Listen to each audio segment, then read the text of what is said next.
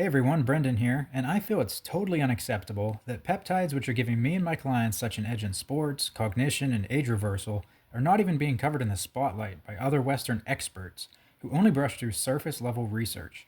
I often feel like the cutting edge stuff is being left exclusively to the Russians, and as the world's leading expert in peptide science, I feel the need to speak up about what these peptides are truly capable of. Pinealon deserves to be in the spotlight, and I was shocked when I saw it did not make the list of the best endurance or cognitive peptides from Jay Campbell, when Pinealon is literally one of the most powerful endurance cognitive peptides that exist. And I'm so passionate about this because it's the first Khavinson peptide that I tried and got beautiful effects from. One night, while it was raining outside, I was in my kitchen and tried Pinealon as a nasal spray for the first time. I felt a subtle shift in my mood, colors seemed more vivid, and the rain outside sounded more enhanced, and my mind was just so clear. I went outside where my weights are to do a workout, and the performance benefits were real, as you're about to find out. So if you're listening in, please give me a like, because I'm about to set the record straight on everything Pinealon and go deep into stuff that no one has covered before in the Western world. Professor Vladimir Khavinson, who discovered Pinealon, did so when he was looking at the composition of cortexin, which is a brain peptide blend which is enzymatically cleaved with acetic acid from the cortex of either cattle or pigs in Russia less than 1 year old. Now, they purify this and then they remove anything that has a molecular weight beyond 10,000 Daltons. And it was meant to be the successor to cerebrolysin, which is a hydrolyzed brain peptide and amino acid blend which is taken exclusively from pigs, and that was invented by Dr. Gerhardt, I believe. He was an Austrian scientist back in 1949. You see, Khavinson has an entire line of peptides called Cytomaxes, which is a peptide blend taken from a certain organ or other part of the body. But through spectrometry, some of these compositions has been determined, and the most active peptides containing 2 to 4 amino acids in length were used for the cytogens. Thus, Pinealon is one of these cytogens from cortexin or sorlutin, which is the brain bioregulator, not the pineal gland bioregulator, and it's synthetically produced in the lab. So, at the Lesgal University in St. Petersburg, Russia, there was a study on gymnasts who were given Pinealon and Cristogen, and it was found to lower their heart rate in the recovery phase. But in another study, just Pinealon was able to reduce the heart rate in athletes by 10 to 12 beats per minute under the same physical output, and it reduced factors of biological aging. More on that in a bit, but both of these studies were with oral administration. And in female judo athletes, Pinealon also reduced fatigue, enhanced reaction, and had a geroprotective effect. Again, more on that in a bit. Sportsmen also benefited from Pinealon in terms of their fatigue being reduced after exertion, and it prevented a large drop-off in performance after exertion, which was witnessed with the control group. Both of these studies were also with oral administration. Recently, I was looking through a Russian magazine's quarterly release from several years ago, and I came across a study investigating Pinealon and Vestrogen in improving the reaction speed in sports as well as overall sports performance, and the combination was highly effective. And as it turns out, one of the authors who was on the list, I emailed and is actually the Guinness World Record holder in high-altitude river rafting. It's pretty cool, and there may be an interview coming on that at some point. But this next one is really interesting because it directly compares Pinealon to a drug called Bemethyl, which is an active protector that came out of the USSR and was historically used to enhance the body's resistance to emergencies and prolong the endurance. So these rats were forced to run on a treadmill each day for 10 days until they literally collapsed, and the max time was recorded. So Pinealon destroyed Bemethyl here, and the effects even persisted after discontinuation of Pinealon. It's well known that Pinealon can improve muscle endurance, but it also has anti-hypoxin effects as well, which contribute to it. For example, when rats were placed into a hypobaric chamber, without oxygen that is, the ones administered Pinealon remained conscious for over double as long as the control. And it was even shown that pregnant rats exposed to hypoxia and under the influence of Pinealon gave birth to healthy, non-cognitively impaired rats. And this is because it inhibits caspase-3, which prevents cellular apoptosis under stress, and that also increases complex 1 of the electron transport chain, which basically means it increases ATP production. And Pinealon directly increases the glutathione peroxidase through a direct effect on the GPX1 gene as well. And so, Pinealon has beneficial effects on brain impairment in humans, and it even restored some brain and vital organ functions and reversed their biological aging. And Pinealon also reduced biological age in healthy middle aged and elderly people as well. And this was when it was administered only for a 20-day course at 2 capsules a day. And the age reversal effect was 3.9 years or more, depending on the group. They combined it with Visugen, and there was a better effect when combined. And that's the thing with these peptide bioregulators, there's a much better effect achieved when you combine synergistic ones. So don't think this is the limit, because it's not. There's a lot more we can do here. And regarding the anti-aging effects of Pinealon that I mentioned above, I first want to clarify that these effects were determined using a Russian metric of biological aging called the Voitenko method. And this just measures different factors such as blood pressure, heart rate, lung capacity, blood markers. But they also added chromosomal changes to the list of measurements and then compared those to a standard age range. So the lower the score, the lower your biological age. And in this case, tests were conducted before and after these interventions, and the after test showed an improved lower score, so it reduced and reversed biological aging. And this is a good metric, but the Horvath clock is the gold standard when it comes to measuring biological age. And this is the test that Dr. Bill Lawrence, who I hope to interview soon, by the way, is using in human trials with Khavinson peptides to assess age reversal, in addition to measuring telomere length. So the Horvath clock is able to measure the methylation patterns in various CPG sites. And these are specific regulatory regions in the DNA which are involved in gene expressions. And it gives a more accurate predictor of the function and integrity of our DNA, like how well it's functioning, and that's correlated with its age markers. And as I mentioned in my first episode of this series, one way that these bioregulator peptides can reverse biological age has to do with their ability to bind to histone proteins and induce what's called deheterochromatization, which leads to the restoration of repressed genes. So deheterochromatization has been observed with some of the Khavinson peptides, such as Epitalin, Livogen, Vilon, which is a dipeptide thymus bioregulator, and Prostamax.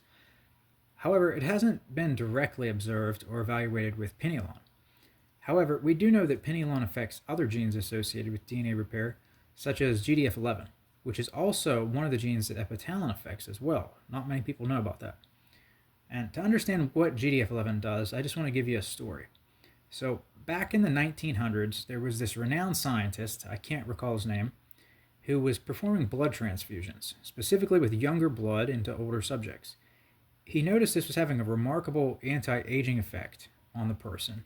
And indeed, it's something that even Brian Johnson, the most popular longevity figure in the USA, has done to himself with his son's blood. So one of the factors in young blood that was found to exert a lot of the anti-aging effects, including DNA and organ reparative effects, and it was even shown to reverse myocardial hypertrophy, as was demonstrated by Professor Khavinson, was this GDF11. So the mechanism for Pinealon's performance improvement, it increases glucose utilization through enhancing expression of PPRA and irisin. So this will promote insulin sensitivity and improve your metabolic health as well. And it can even be advantageous for type 2 diabetics, because PPARA and PPARG activators like tesaglitazar, which is an agonist at those two sites, have been shown to be extremely effective in diabetics and even in lowering cholesterol levels through a non-detrimental pathway, unlike statins and all that stuff, of course. So I was even talking to a type 1 diabetic in a group I'm in. He has to inject insulin because his pancreatic beta cells do not produce enough, and he regularly monitors his blood glucose levels.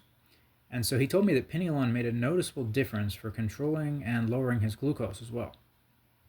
And by the way, exercise increases these same factors and lowers cholesterol levels, so to an extent, Pinealon is an exercise mimetic in terms of its downstream influence gene pathways.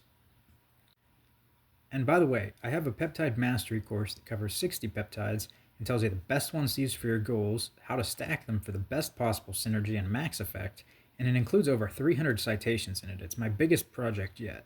So if you'd like to get the course, it's currently on pre-order at a discount on peptides.unyieldingvigor.com.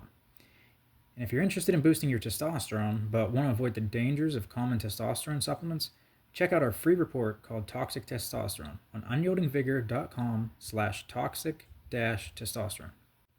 Now, I'd like to get into the next topic, which is Pinealon and Cognition. We really must optimize our cognition if we want to accomplish a lot in life.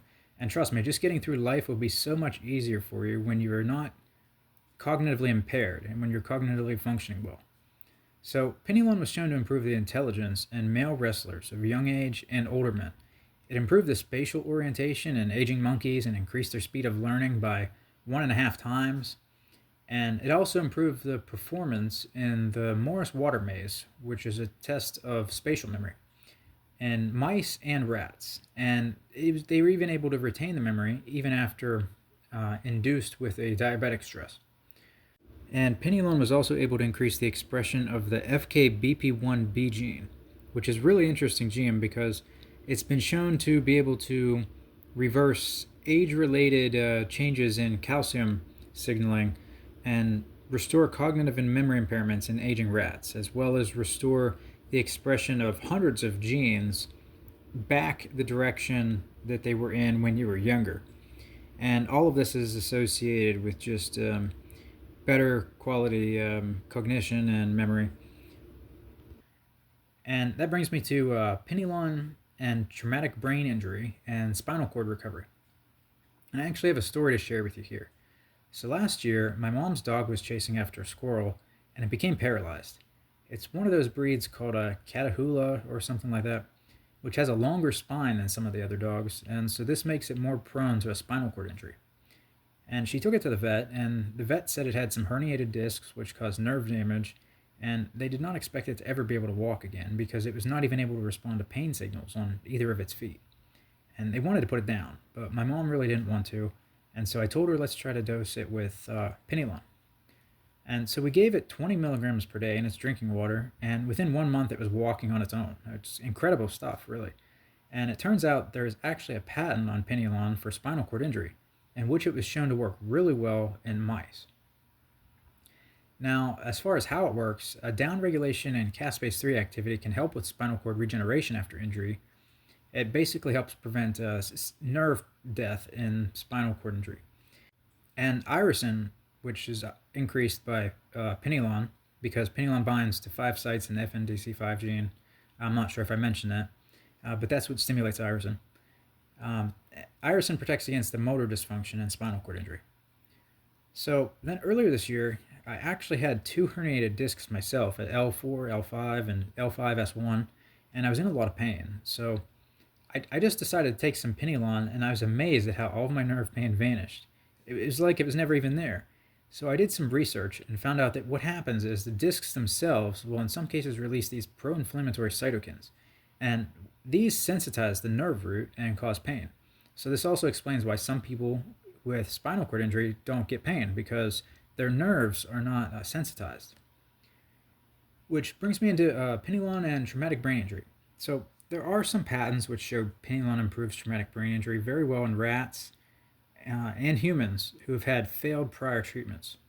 But there's one other study which used Pinealon in workers under stressful conditions, and these were people that were like lorry drivers, and can't remember what the other one was, but it improved their psycho-emotional state and sense of well-being, and it led to improvements in just their mood, quality of life, and sleep. But I want to be clear that Pinealon is not the pineal gland bioregulator. That is epitalon. I recently had to correct Jay Campbell for this on his article when he mistakenly called Pinealon the pineal gland bioregulator, and I had some people message me about it thinking that it was the pineal gland bioregulator, and just had to correct everybody. But anyway, I just want accurate information out there. So to avoid any confusion, I just want to clarify that Pinealon does increase the gene expression of TPH1 in the cortex cells which were taken from mice. Now, TPH, or tryptophan hydroxylase, is responsible for converting tryptophan, which is an amino acid, into 5-HTP, which is later converted into a serotonin by AADC, and this can be a step to melatonin production. Now, I just mentioned this because the TPH1 gene is in the brain of humans, but it's very minor. It's expressed a little in the midbrain and also a little in the pineal gland. However, it's in such small quantities compared to the TPH2 that it is barely even relevant. In fact, TPH1 is expressed at up to 20 nanomoles per milligram, whereas TPH2 is expressed at something like 600 nanomoles per milligram. So that's something like a 30 times difference or something. And this is why Pinealon in typical dosages does not induce sleep, because it barely even affects serotonin. It's actually a bit stimulating and given to athletes in the morning and before physical activity. And for the neurodegenerative diseases, Pinealon has amazing benefits in Alzheimer's disease, which is the destruction of spines on these nerve cells in the brain. And my grandmother personally died from dementia, but I didn't know about Pinealon back then. However, it's my hope that you'll be able to help out a loved one, because Pinealon is the only thing I know which can regenerate the spines 100% in vitro, and it also protects the brain from hydrogen peroxide, which is increased in the early stages of Alzheimer's disease. And it's the oxidative stress theory of Alzheimer's disease. And for the record, there are many different types of Alzheimer's disease. There's the A1 astrocyte theory of Alzheimer's disease. We don't actually know for certain what causes Alzheimer's disease or what begins to cause Alzheimer's disease, but we do know that oxidative stress does occur as a result of Alzheimer's disease, which is why we see it at the beginning of Alzheimer's disease. And so Pinealon can definitely help prevent some of the damage there, as well, like I said, as well as regenerate the spines. And in Huntington's disease, Pinealon also restored the dendritic spines completely back to normal. And it might help Parkinson's as well, but there's not that much data on it. There is a model in flies in which it improved their locomotion and movement accuracy. So when it comes to dosing Pinealon, it's common to hear people say that Khavinson peptides aren't orally bioavailable. In fact, even Jay Campbell has said this, which is simply not true. When you consume them, they're easily taken up by the LAT transporters in the stomach and the PEP transporters in the GI tract.